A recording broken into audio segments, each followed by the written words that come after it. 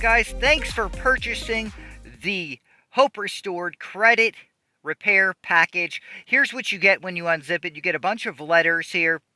And you might say, what are we going to do with these letters? So go to the instruction PDF first, and I will show you. So breathe, relax. There is hope with Hope Restored Credit. Okay? Now, what we're going to do is you're going to go into Experian, TransUnion, Equifax, and get your credit reports. Okay? You need to create an account with them and get your credit reports. Okay? Each report will have your account names and numbers differently. You need to make sure that each of these match each report. So when you're sending a letter to TransUnion, you need to send exactly how you see it on TransUnion website. Okay? When we do the accounts and we send the letters, you want to have the account name, the account number, and then put not verified. Kind of like this, not verified or no contract. You could put both. I kind of just made enough space to put not verified though. That'll work. That'll be just fine. Okay. So now all your rows should kind of look like that. If you have late payments, just do the same thing but put unverified late payments. And what it is, they're going to have to verify it. So by law, they can only put things on your credit report if they are verified, okay?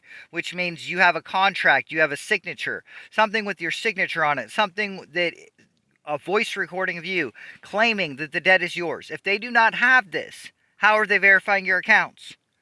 So, when a company, for example, Capital One,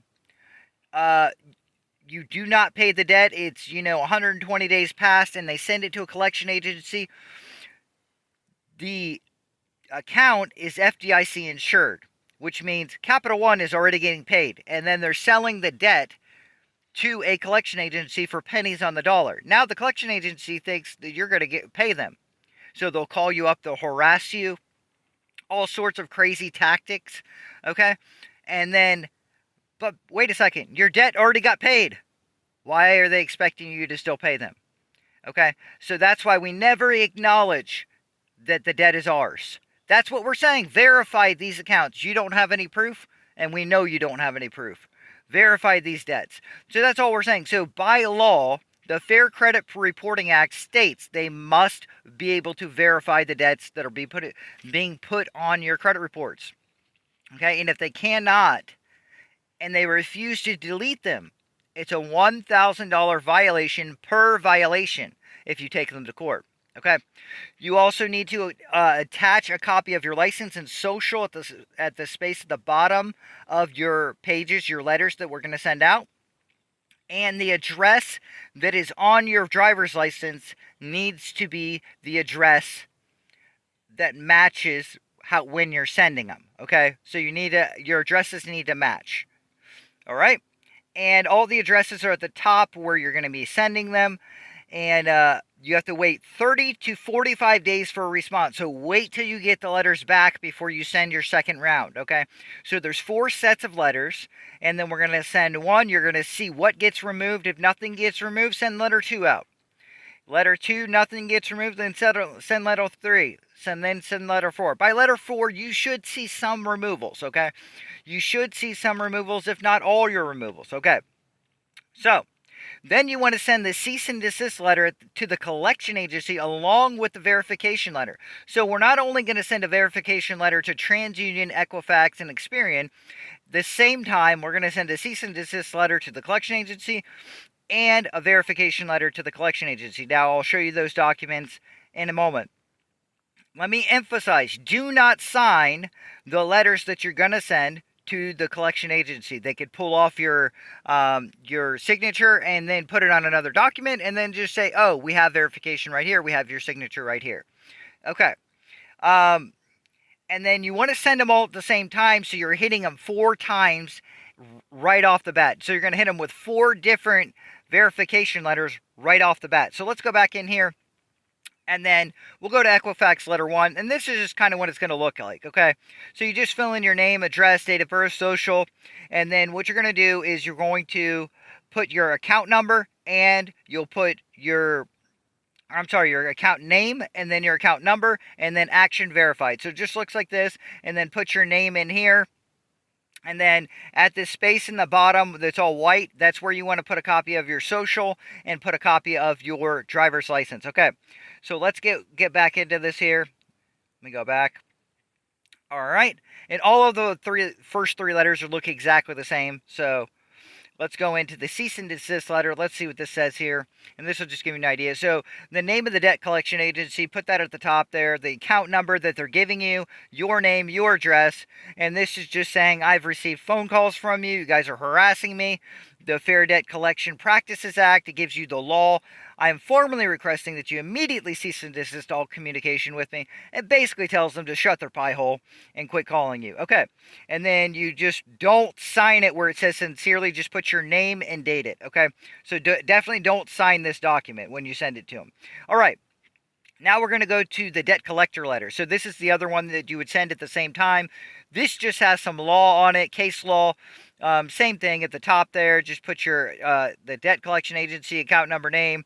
Again, do not sign this letter. Just put your name at the bottom and date it. Okay. Late payments. If you have late payments, this is mainly with current accounts. Okay, so if you still have the account, this will also work if you have you've paid the account off or something and there was late payments on it. The account's now closed, but you want to get the late payments off. This will work for that too. So just say, dear whoever it is, say it's Capital One. I reviewed my credit report and I noticed that I had a few late payments on this account, and I was wondering if you could show me when I was late, if I was, and if there's any way to get them removed. So we're not even acknowledging that we think we were late. We're just saying, if I was late, then show me, prove it, verify it. This is negatively affecting my credit report, and I intend on keeping my business going with your company in good standing. So like I said, it's more if you're currently still have the account. Okay. So what are you going to do now? Okay. Let me give you some ideas of some stuff that you could do right now. Creditstrong.com is a loan that acts like a savings account. So basically you give them some money and they'll give you, let's say, a $10,000 loan, right? And they report it on your credit report, but really it's just a savings account. So if you pay off, let's say like 4,000 of it or 2,000 of it, and you want to get your money back, they will give you 2,000 minus the fee for reporting it on your credit report. So basically that will help up your credit pretty quickly. Just by doing 1 or 2 Credit Strong loans, that'll help you real quick. Now, if you're somebody who has a lot of money, maybe you only have like $500, $1,000, $5,000 in your bank account, I would highly suggest you getting the Pedal card. What the Pedal card does is it works off of your bank account and not off your credit report, or your credit score, I mean. So what the Pedal card will do, if you have a lot of money in your like your checking account, for example, it'll go in, see how much money you've got, and that will be your balance for what they will be able to give you. And I think the max is like 5,000 that they'll give you. But that's a good card to get if you're going to do that. All right, another thing you can do is become an authorized user. Now, what an authorized user does is it takes somebody else's good credit and it posts it on yours, okay? So it doesn't work vice versa. Like if you have bad credit, it's going to get put on their credit report. It doesn't work like that. All it is when they pay their payments on time every month, it'll report it on your report. And so if you got somebody like a parent or somebody who has cards they've had for 10 years, they always pay them on time. No late payments, no nothing. And they're always paying them on time. That's the kind of authorized user you want to become. What they will do is send you a card in the mail. All you have to do is activate the card and then you can cut it up. You're not going to have any access to their cards. And all it's going to do is positively impact your credit report. Now, it's free for them to do this. And it won't harm their credit report or anything like that. However, here's the caveat. If they spend a lot of money on their cards and they don't pay them off on time, they don't pay it off right away, that will negatively affect your score temporarily. It won't be a permanent thing. It'll just be a temporarily thing. So, Trade Supply. You can go there and you can buy authorized user accounts or trade lines. And they are expensive, okay? That's a caveat. They are expensive, but you can buy other people's if you don't have anybody that will do it for free, okay? So that's one way, and that'll help up your credit score pretty quickly, okay? Purchase the MyFICO app, okay? You have, I believe, like 15 to 20 different FICO scores. There's a FICO score for banks. There's a FICO score for automobiles. There's a FICO score for mortgages. So if you're looking to buy a house, I would highly suggest getting the MyFICO app. It's only like 20 bucks a month, and it will be able to show you exactly where you're at. I also believe you can get your credit reports on there as well, once per month or something to that effect. But it will help you out there, and especially if you're looking to get credit cards or something, that will help you out too, just to show you exactly where you're at with your FICO scores. Okay, now let's just have a review of what is your highest percentage thing on your credit report. So how are we going to get your credit reports up as quickly as humanly possible? Your scores, I mean. So 35% is on-time payment history, okay? On-time payment history. So if you have late payments, get them removed. Use the letters, get them removed. Send the late payment letter to the collection agencies. Send them to Experian, Equifax, TransUnion. Send the letter when you send all your stuff. So if you have late payments, getting the late payments off is the best thing you could do for your credit. Now, if you had like one or two late payments, call the company. Call the company, whoever you had the late payments with, and just say, look, you can send them the letter. Just the letter is a goodwill letter. So you're basically just stating, I had some late payments, or I believe I saw on my credit report that I had some late payments, and we already looked it up. So I saw on my credit report I had some late payments. If I did, can you please show me where? And if there's any way to get them removed, I would like to do that. I want to keep my business. And basically, that's all you have to do is you can call them up, get the right person on the phone. Sometimes, they'll remove the late payments. If you only have one or two late payments, they'll usually will work with you. Okay. So get any late payments off. Okay. Amount of debt owed. So if you have 5 credit cards, right? And each credit card has a $5,000 balance, that gives you a total credit card usage of 25 grand, right? The credit card companies, are actually the FICO score, wants you to have 7% utilization. So 7% of that $25,000. Okay? So that's what you need to keep it under to have the highest overall score. Okay. New credit is only 10%. So that's new credit cards, new loans, new stuff. 15% is going to be your length of credit history. So if you only have, you're new to credit and you only have 2 years of credit, then this isn't going to be very high. But again, it's only 15%. That's probably going to keep you in the 750s if you're brand new to credit. You won't be able to quite get into the 800s.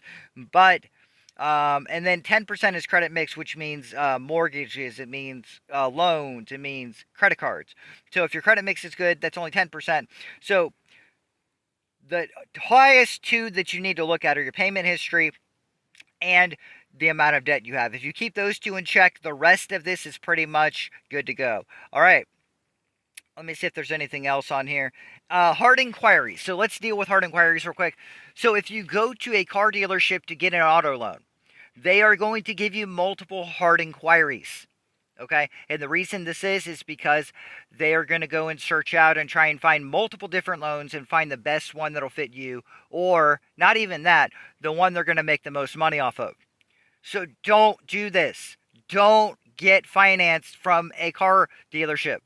If you need financing, go to a credit union. They will give you one hard inquiry. Maybe not even get a hard inquiry. You might get a soft inquiry. Who knows? But they'll give you one inquiry, get the loan through them, get finance from them, and then after you get your loan, freeze your credit reports. Before you go back to the car dealership, freeze your credit reports, because when you go there, they're going to ask you for your social security number. If you give it to them, they're going to try and check your credit. If you freeze your accounts, even if they try and check your credit, they won't be able to. Okay, so that's what I would recommend for hard inquiries. And also on each one of the letters, I'll show you, it says, please remove all hard inquiries. So let's go down to Equifax letter 2 now. And at the top of this, it says, do not process with eOscar. eOscar is an electronic system that they just scan the documents. No person is actually looking at what you're doing. They're just going to scan it and say, oh, yeah, it's verified. They don't give you any evidence, any proof, nothing. They're just going to say, oh, the accounts are verified. Yeah, they're just verified. Don't ask us how. They're just verified. They're just verified. Okay. So what we put on here is please remove any names that do not match my driver's license and social that I have provided as proof. Okay, and then you just put your name in there. And then this is just some case law here that says Fair Credit Reporting Act 609 disclosures to consumers that you have to remove all inaccurate, derogatory information. So that's all. And then you put your license and your social here, sign and date at the bottom. So that will just be, this is basically the second letter, and you're doing the same thing with the account number or your account name, account number, and then action verified. Okay. That's basically it. And this just says, this is my second attempt to verify these debts listed below. Any debt that cannot be verified must be removed immediately. Further reporting of these debts that cannot be verified are a direct violation of the FCRA. So, the Fair Credit Reporting Act. And credit reporting starts now. Or credit repair starts now, so let's get it done. Alright, so now we're going to go into our third letter here. And let's see what this one. So this is basically the same thing. Has some more case law in it. But then it just says, this is my third attempt. And basically it goes on from there. And it says, look, we're going to take legal action against your company if you do not fix this. You know, and same thing, same type of case law, just letting them know, hey, we know what the law states. We know what you need to do. All right. And then the fourth letter is, I'm done with you guys. I'm taking you to court. Look, I'll seek the full punishment for your crimes. Listen, what you're doing is highly illegal. Same case law. The bottom page is exactly the same. And then we just change up what the first one says. So that's basically it. All you're doing is telling them, look, I know what you're doing is illegal. And you need to stop immediately. So, how do we do these letters? So, if you go ahead and download a program called Adobe Fill and Sign. This program right here. And then we're going to go ahead and go from PDF file. And you can do this all, I'm doing it on Android, so you can do this on a PC as well.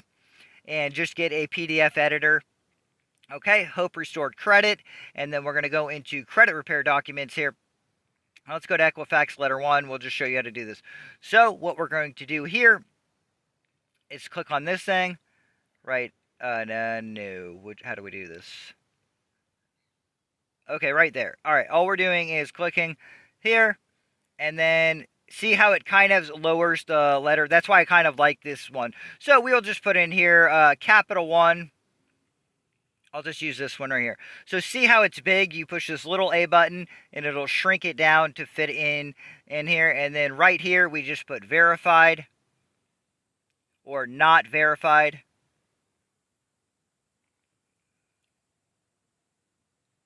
Not verified, just like that. And then you can shrink it down so it'll fit. And then that's all you're doing. And I usually like to put this in all caps so that they know I mean business. You know, so we'll just put it in all caps real quick. Not verified. Just like that. In all caps. And then you can just move it over if you need to scroll in. You know, just make it bigger like that. And then you can just move this over. You know, if it'll let me. Sometimes, you know, your phone doesn't want to function properly. Okay, there we go. And then we'll just move this over where it needs to be. Not verified. So that's kind of what it needs to look like, just like that. So name, account number, and then not verified. And then I'll put my name down here. John Smith down here.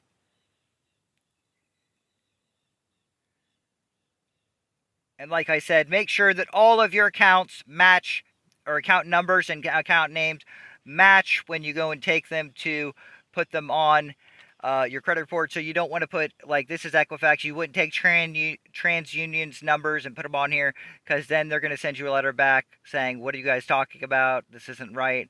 You have wrong account numbers or whatever. So that's kind of the setup. So once you have all your letters done, so you're going to do letters round 1, which is going to be this one. Let me go ahead and delete this so it doesn't stay on here.